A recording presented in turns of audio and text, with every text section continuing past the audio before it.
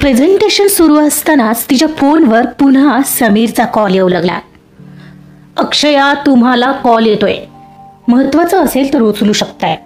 तो अतिशय शांतपणे म्हणाला खरा, पण त्याच्या चेहऱ्यावर अजीबसा ताण दिसत होता. नाही सर, फार काही महत्वाचं नाहीये, आपण कंटिन्यू करू. तर हे त्याला सांगून तिनं त्याचा कॉल कट केला आणि फोन सायलेंटवर केला. ती पुन्हा पुढे जायचा प्रयत्न करणार तर पुन्हा समीरचा कॉल येऊ लागलेला. अक्षया, एनी प्रॉब्लेम? समीर सकाळपासून तुम्हाला कॉल करतोय आय थिंक, आणि तुम्ही उचलत नाहीये. सी, माझ्यासमोर फोन उचलायचा नसेल तर तुम्ही बाहेर जाऊन उचलू शकताय, नो प्रॉब्लेम. तो आता जरा भलतीकडेच पाहत म्हणाला. आपण ऐकत आहात अध्यायम या कथेचा पुढचा भाग सुरू करण्याआधी प्लीज माझ्या चॅनलला सबस्क्राईब करून घ्या आणि आधीचे पार्ट ऐकले असल्याची खात्री करून घ्या. चला सुरुवात करतेय. अध्यायम भाग 30. सर असं का म्हणाले असतील? Sneha was a bad dream. ती डोळे मिटून पडलेली तरीही तिच्या डोक्यातून तो प्रश्न काही जातच नव्हता. तिला उत्तर जाणून घ्यायचं होतं याचं. आणि फक्त हेच रिझन असेल का त्यांच्या राग आणि चिडचिड करण्यामागे? आता या प्रश्नाचं उत्तर तर अर्जुनच देऊ शकत होता. मी त्यांना लगेचच कसं विचारू शकते हे? ओहो अक्षया, होल्ड ऑन. झोप आता शांतपणे. उगाच काहीतरी गैरसमज व्हायचा त्यांचा की ही इतकी का इंटरेस्टेड आहे माझ्या पर्सनल लाईफमध्ये. दातावर दात घट्ट करत तिने जरा जबरदस्तीनेच डोळे मिटून घेतले आणि झोपण्याचा प्रयत्न करू लागली. हल्ली मनाच्या कोपऱ्यात दिवस रात्र बस अर्जुनचाच विचार चाललेला तिचा. नेहमी तिला कोड्यात पाडणारं त्याचं वागणं याचा उलगडा करायचा तिचा प्रयत्न चाललेला असायचा. तिला त्याची मैत्रीण व्हावी ही इच्छा कुठून निर्माण झाली होती काय माहीत.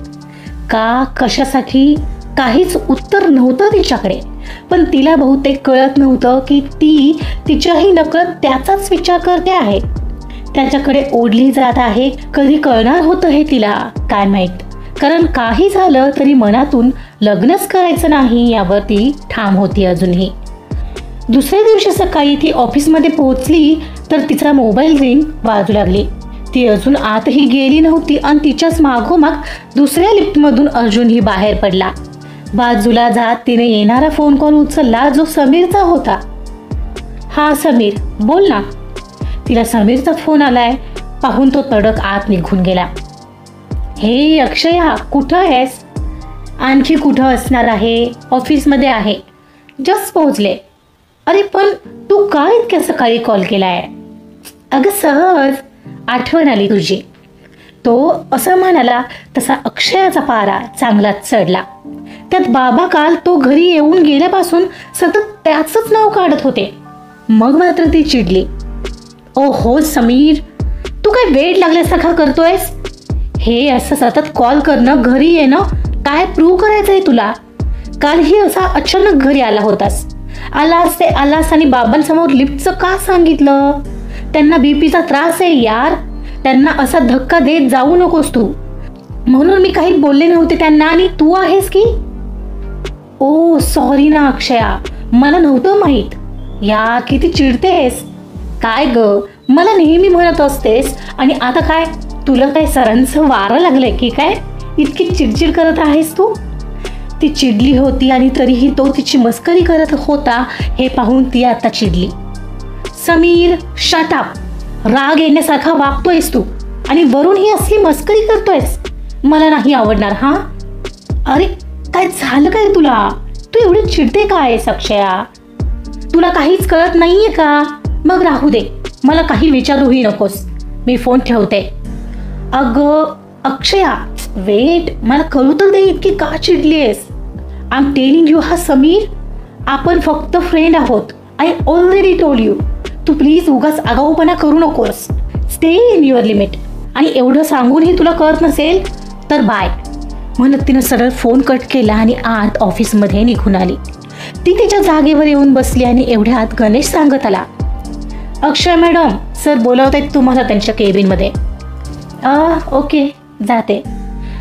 ती त्याला स्मित करत म्हणाली, पण तिच्या मोबाईलवर अजूनही समीरचे कॉल येत होते जे ती आता कट करत होती. तिनं आता सरळ तिचा फोन सायलेंटवर टाकला आणि नोटपॅड घेऊन ती अर्जुनच्या केबिनमध्ये आली. Sir, may I come in? तिनं डोअर नॉक करत आत आवाज दिला.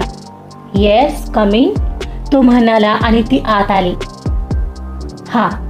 मी तुम्हाला यासाठी बोलवलं, काल रात्री तुम्हाला युरोपियन कंट्री ट्रिप्सवर आधारित सोशल मीडिया कॅम्पेनसाठी experience Europe like never before साठी विचारलं होतं. त्याबद्दल काही विचार केलायस का तू? हो सर, काही गोष्टी आहेत माझ्या डोक्यात ठरलेल्या. मी आधी सुरुवात करते माझ्याकडे जी माहिती अवेलेबल आहे त्या आधारे आणि मग तुम्हाला दाखवते. तसं चालेल का? ती विचारत होती आणि तिच्याकडे पाहताना त्याचं लक्ष तिच्या मोबाईलकडे गेलं, ज्याची स्क्रीन त्याच्या दिशेला होती आणि स्क्रीनवर समीर कॉलिंग हे फ्लॅश होत होतं. ओके, तो संभ्रमात म्हणाला, कारण त्याचं लक्ष तिच्या मोबाईलकडे सारखंच जात होतं ज्यावर समीरचा कॉल येत होता. मिस अक्षया, तुम्हाला समीरचा कॉल येतोय बहुतेक, उचला, इम्पॉर्टंट असेल. तो आता त्याची नजर त्याच्या लॅपटॉपवर वळवत एकदम तिरायतासारखा म्हणाला. तिनं गडबडून फोनची स्क्रीन स्वतःकडे वळवत पाहते तर खरंच समीरचा कॉल येत होता. ठीक आहे ना सर, मी नंतर पाहीन, तुम्ही बोला. समीर इतका कॉल करतोय म्हणजे काहीतरी महत्त्वाचं काम असेल, उचला ना त्याचा कॉल, तो काय म्हणतोय ते तर पहा. हे सांगताना तो शक्य तेवढा त्याचा आवाज नॉर्मल ठेवत म्हणाला. सर, फार काही महत्त्वाचं नाही आहे, तुम्ही बोला ना. माझं बोलून झालंय. तुम्ही म्हणालात ना आधी तयार करून मग दाखवणार आहात, मग जायचं तर तुम्ही जाऊ शकताय. तो आताही रुडली म्हणाला. तसं रुडली नव्हतं ते, पण त्याच्या चेहऱ्यावर आलेले हावभाव अगदीच परक्यासारखे होते. ओके, ती अगदी बारीक आवाजात म्हणत ती आता मात्र त्याच्या केबिनमधून बाहेर पडली आणि ती गेल्यावरही त्याला वाईटच वाटलं. अरे यार, हे काय होतंय? मला चिडायचं नाहीये, मला मी ठरवूनही तेच वागतोय पुन्हा. पण यार, तो समीर का कॉल करतोय तिला? नाही, पण हे चूक आहे. तिचा काय दोष आहे यार? तो तिला कॉल करतोय, त्याचा राग तिच्यावर काढणं अयोग्य आहे. मला बोलायचं होतं तिच्याशी त्या कॅम्पेन मुद्द्यावर, पण हा समीर इथंही लुडबुड करतोय. का तिलाही तोच आवडतोय आणि मी मध्ये आलोय? त्याच्या या विचारानेच त्याच्या हृदयाची गती वाढली. असं असेल तर मला सावरायला हवं स्वतःला. का त्या दोघात काही भांडणं झाली असतील आणि त्यासाठी तो तिला कॉल करत असेल आणि ती उचलत नाहीये? गॉड नोज काय चाललंय त्या दोघात. पण हे ज्या प्रकारे इतके क्लोज झालेत, म्हणजे होप तसं काही नसावं. आणि असेल तर मला तिच्यापासून दूर राहायला हवं. अर्जुन असं काहीतरी विचार करत होता. इकडे त्याच्या केबिनमधून बाहेर पडलेली अक्षया अर्जुनच्या पुन्हा बदललेल्या वागण्याने शॉक झालेली. यार, आता यांना काय झालंय? रात्री तर किती वेगळे बोलत होते आणि आता एकदम आहो. आजचा दिवसच खराब बे वाटतं. हा समीर पण ना, सकाळी सकाळी माझा मूड खराब केलाय, बावळट कुठला. ती थोडी तंतनातच तिच्या जागेवर येऊन बसली आणि तिनं काम करण्यावर तिचं लक्ष वळवलं. अक्षयाने अर्जुनने रात्री सांगितलेल्या कॅम्पेन संदर्भात एक ॲड बनवलेली. तिच्याकडे असलेल्या माहिती आणि फोटोच्या आधारे तिनं ती बऱ्यापैकी तयार केली होती, जी दाखवायला ती दुपारी लंचनंतर स्वतःच अर्जुनच्या केबिनमध्ये आली. सर, मी आत येऊ? हो, या ना. सर, मी explore Europe like never before कॅम्पेनसाठी 2-3 संकल्पना तयार केल्या आहेत, तुम्हाला दाखवू का? हो, दाखवा ना. अर्जुनने सांगताच अक्षयाने आपला फोन काढला आणि ती त्याला डिझाईन दाखवू लागली. प्रेझेंटेशन सुरू असतानाच तिच्या फोनवर पुन्हा समीरचा कॉल येऊ लागलेला. अक्षया, तुम्हाला कॉल येतोय, महत्त्वाचं असेल तर उचलू शकताय. तो अतिशय शांतपणे म्हणाला खरा, पण त्याच्या चेहऱ्यावर अजीबसा ताण दिसत होता. नाही सर, फार काही महत्त्वाचं नाही आहे, आपण कंटिन्यू करू.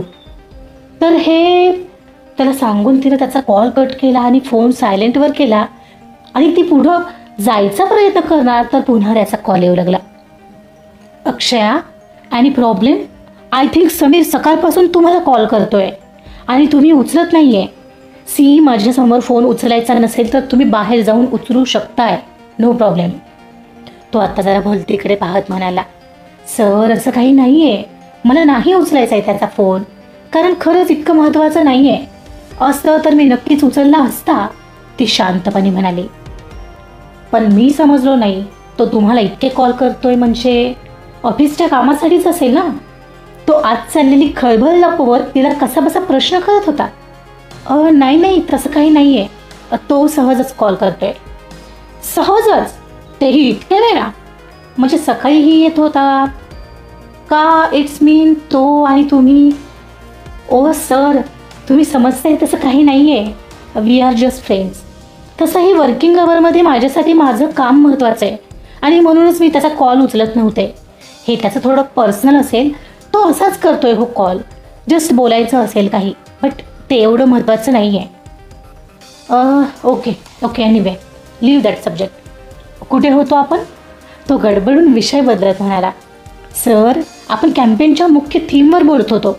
अक्षया आठवण करून देत म्हणाली. तिच्या आवाजात थोडीशी अस्वस्थता जाणवत होती. अर्जुनने तिच्यावर एक दीर्घ नजर टाकली, पण तो काही बोलला नाही आणि त्याने त्याचं लक्ष पुन्हा तिच्या फोनमधील ॲडकडे वळवलं. डिझाईन चांगलं आहे, स्लोगन थोडं जास्त ठळक वाटायला हवं आणि मला वाटतं तुम्ही जरा पेस्टल शेड्स वापरून बघा. नक्की सर, मी लगेच सुधारून आणते, अक्षया म्हणाली. तिचा आवाज आता पुन्हा स्थिर वाटत होता. ती किंचित स्मित करून बाहेर निघूनही गेली. इकडं अर्जुनच्या मनाचं मात्र तिच्या उत्तराने समाधान झालं नव्हतं. तिची बॉडी लँग्वेज काही वेगळीच होती, काहीतरी लपवत असल्यासारखी. नक्की दोघात काही आहे का नाही तेच कळत नव्हतं त्याला. एकतर तो समीर तिला असा सारखा फोन करत असल्याने त्याच्या दृष्टीपथास येत होतं आणि त्याला ते अस्वस्थही करून जात होतं. अक्षयाला मात्र सर जरा जास्तीच खोलवर विचारपूस करत असल्यासारखं वाटत होतं, पण तिला त्याचं काही कारण समजलं नव्हतं. ती खांदे उडवत तिच्या जागेवर आली. घड्याळात 5 वाजत आलेले ती सरळ एकटीच कॉफी प्यायला म्हणून कॅन्टीनमध्ये निघाली आणि वर येऊन कॉफी घेऊन सरळ साईडला आली आणि तिने समीरला कॉल लावला. तो असा सतत फोन करत होता म्हणताना तिला आता त्याला सुरमायची इच्छा होती. समीरला केलेला फोन एका रिंगमध्ये उचलला गेला. अक्षया, काय हे, फोन का उचलत नाहीयेस? इथं माझं लक्षही लागत नाहीये कामात. एव्हाना अर्जुनही वर आलेला. अक्षया फोन कॉलवर होती पाहून तिथंच बाजूला तिला दिसणार नाही असं थांबला आणि त्या दोघांचं बोलणं ऐकू लागला. तू सांग आधी, तुझं काय चाललंय? किती कॉल करतोयस तू? Do you have some manners? Mister Sameer, I am not your girlfriend. Do you understand? ती त्याला त्याचं ऐकून न घेताच तडातड बोलू लागली होती. ओके अक्षया, इट्स ओके, समजलं. आय एम सॉरी, मी तुला वेगळ्याच कारणासाठी कॉल केलेला. अगं सर, माझा कॉल उचलत नाहीये, ते बिझी आहेत का? त्याने असा प्रश्न केला पाहून ती जरा शांत झाली. तुझा कॉल उचलत नाही? How is that possible?